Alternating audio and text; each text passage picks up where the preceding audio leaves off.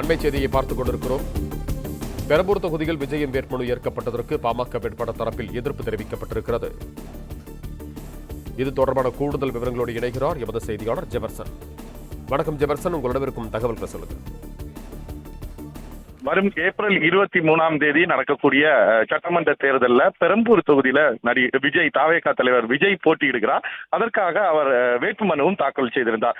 இன்று வேட்புமனு பரிசீலனையானது நடைபெற்று வருகிறது. அதன் தேர்தல் நடத்தக்கூடிய அலுவலர் முன்னிலையில இந்த முதலாவதாக வேட்புமனு பரிசீலனையானது நடைபெற்றது.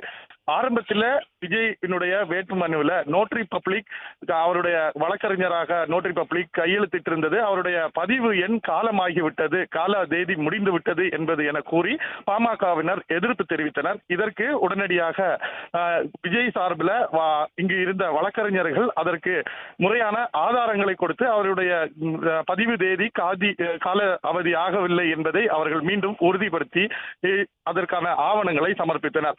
இருப்பினும் அதை ஏற்றுக்கொள்ளாமல் விஜய் சொத்து வரி கட்டியதுல குளறுபடி இருப்பதாக கூறி சில ஆவணங்களை பாமக தரப்புல கொடுத்திருந்தார்கள். அதையும் பரிசீலித்து அவருடைய வேட்புமனுவை நிராகரிக்க வேண்டும் என்று தொடர்ந்து அவர்கள் கோரிக்கையை முன்வைத்து வருகிறார்கள்.